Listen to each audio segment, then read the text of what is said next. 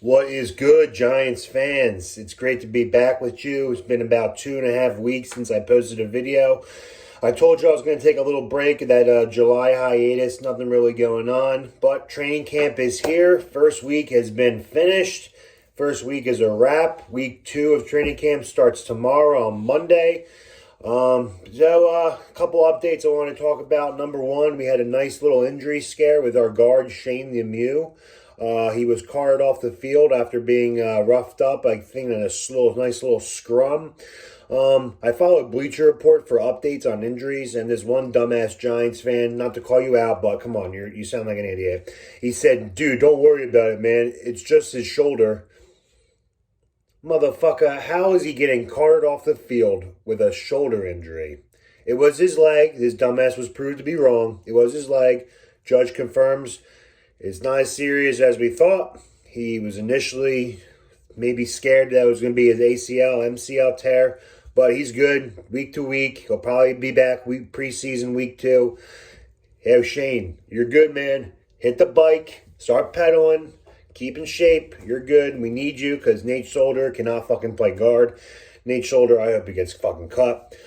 Second, Kadarius Toney started the training camp on the COVID-19 list. I think he's been cleared, I believe, and he is back practicing.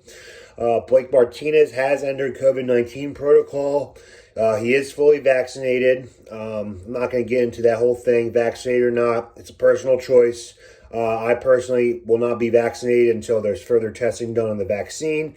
But that's another day to talk about that. But he'll be out maybe 9 more days. We'll be back. Kenny Galladay apparently has been struggling from reports against our secondary, which is good. It's good news.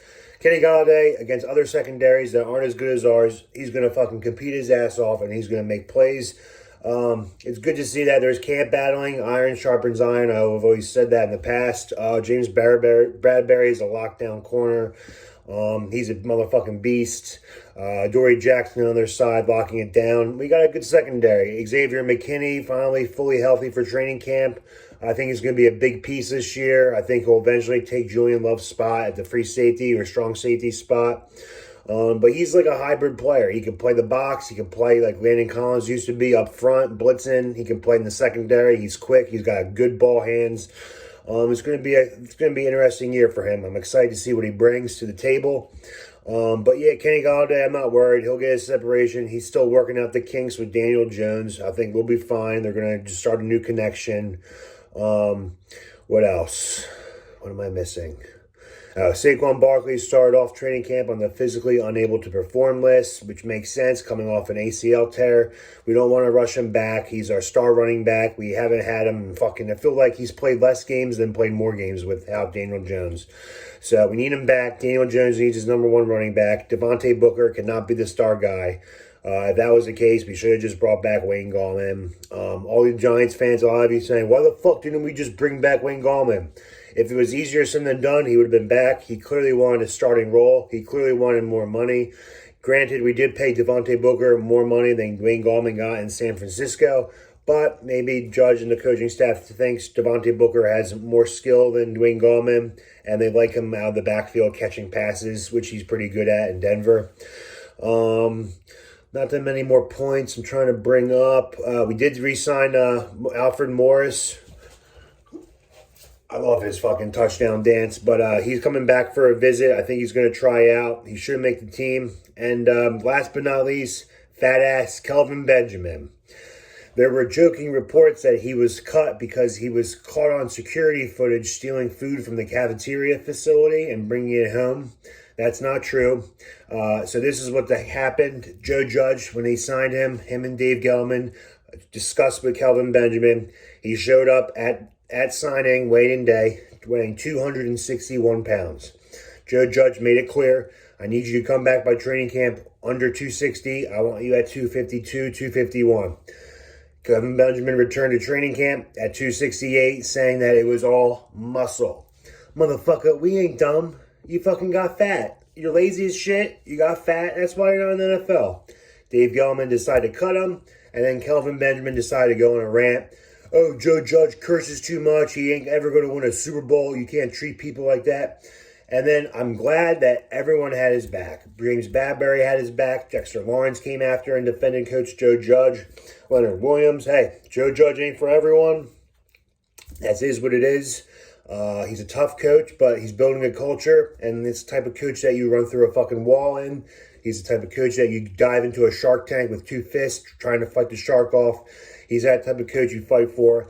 And it ain't for everyone. Kelvin Benjamin's a soft little bitch, and that's why he got cut. And he said he was likely to retire after this, because I think after that stint, when you can't handle criticism, when you are too thin-skinned and sensitive nowadays with this woke cancel culture shit, you ain't going to make it far in life, man. We don't need you. Quite frankly, you had a freaking pretty hard chance making this team behind Evan Ingram, Levon Toyolo, Kyle Rudolph, and Caden Smith. They're all better than you. We liked your size. We thought you would make a good red zone threat target, but you know what? You couldn't lose weight. You're fat. You got cut. That's what happens, and that's pretty much all I have now. Other division news, Dak Prescott has hurt his shoulder. MRI will determine what the length of that injury is, as well as the Slim Reaper. Don't even get me started. You should have been a fucking New York Giant, but glad he's not anymore, because he looks like his legs are about to snap any second he touches the ball. Devonte Smith got hurt yesterday at Eagles training camp practice. He hurt his leg and knee. Same fucking thing. No confirmed results yet. I don't want to say I hope it's the ACL, but fuck the Eagles, man. I hope he gets hurt. Fuck him. Just kidding. I'm not going to wish injury upon anyone, but that's a big injury scare for them. Don't think they're going to be good anyway.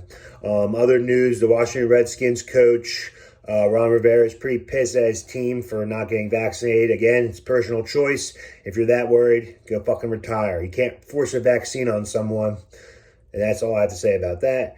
But yeah, I'll post another video at the end of the week too, hoping that there's no injuries. I would like to see Barkley come back and at least start doing some warm-up drills, start running without the pads, no contact injuries. Just hoping everyone stays safe out there. Delta variant's coming back. But go Big Blue. I'm out. Peace.